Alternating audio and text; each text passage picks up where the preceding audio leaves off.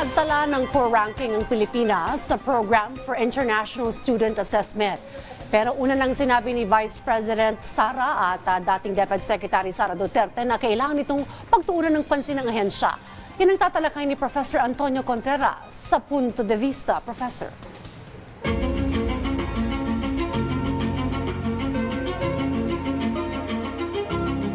Maraming salamat, Dayan. Tama ka. Mababa ang ranggo ng Pilipinas sa 2022 PISA test. Ano ba yung PISA? Ito yung Program for International Student Assessment, na kung saan sinukat ang kakayahan ng ating mga mag-aaral, sample ng ating mga mag-aaral, 15 years old, sa creative thinking. Ang Pilipinas ay second to the last out of 64 countries who participated in the test. Ang score na nakuha natin ay 14.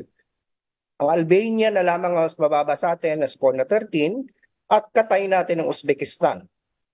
Ang average po ay 33. Napakalayo po ng score ng Pilipinas, 14. Nakalulungkot.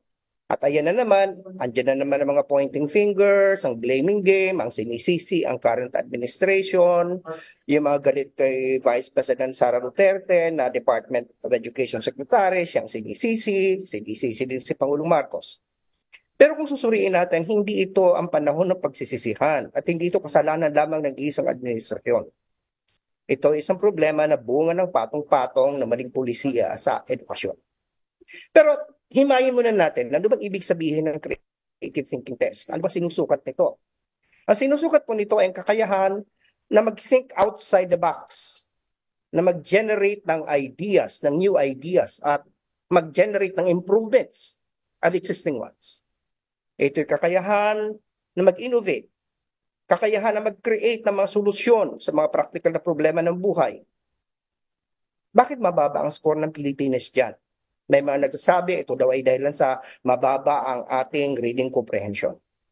Tama nga naman, baka hindi naintindihan ang question sapagkat nakita ko yung mga questions medyo technical. May ipapakita sa iyo na image, gagawa ka ng script, gagawa ka ng parang film idea. So kung hindi ka mugamay ang English, ay mahihirapan ka. Ito nga ang problema ko, bakit pagpatuloy kasi natin pinagpipilitan na ang mga estudyante natin mag-take ng PISA test sa English. Kasi hindi lang naman sa creative thinking ang test eh. Meron din sa ibang test sa math, sa science, sa reading. So isa yung problema yan. May mga nagsasabi din na ito ay ang dahilan nito yung kultura natin. Paano ka nga ba naman magiging creative kung ang creative minds natin hindi in-encourage? Pagkakaiba ang kaisipan mo, pag-uusapan ka. Ang ating educational system, ang tinuturo ay ang pagsunod.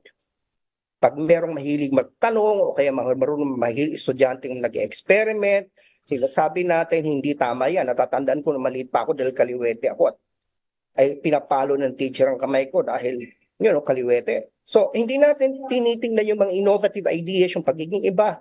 Gusto natin mag-conform. So may nagsasabing kanya. Pero ang nakapagtaka nito, ang number 1 sa ranking sa yung Singapore.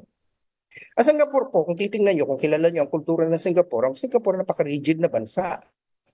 Doon may Internal Security Act na ang mag-criticize ka sa gobyerno ay pwede kang maparusahan.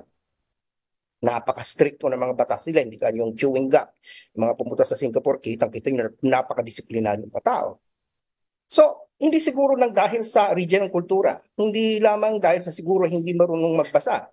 Sapagkat tayo nga sa test, sa resulta, bagamat associated ang skills sa reading sa mataas score, hindi naman requirement ang academic excellence sa creative thinking. So anong patunay nito? Ang patunay po nito, nagpapatunay ito na may mas malalim pa problema. Kasi balikan natin ng Singapore. Sa Singapore po, nagkaroon sila ng programa o National Cultural and Arts Probe na total ng Singapore, tinitingnan naman tayo ang boring na lugar, napaka-rigid. So ang kanilang gobyerno nag-take up ng isang pulisiya na talagang in-enhance nila ang kultura at sining sa kanilang mga mag-aaral.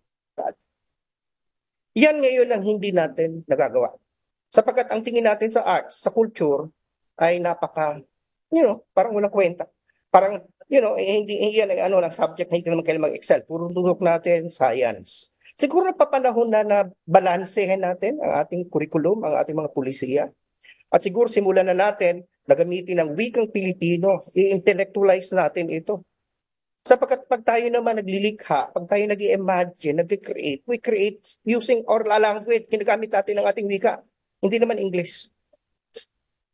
Mayaman po ang creative thinking ng mga Pilipino. Pakayaman po yan. Hindi natin yan basta-basta pwedeng tanggapin na tayo walang creativity. Meron po tayong innovativeness. Nasa pulisiya lamang po yan.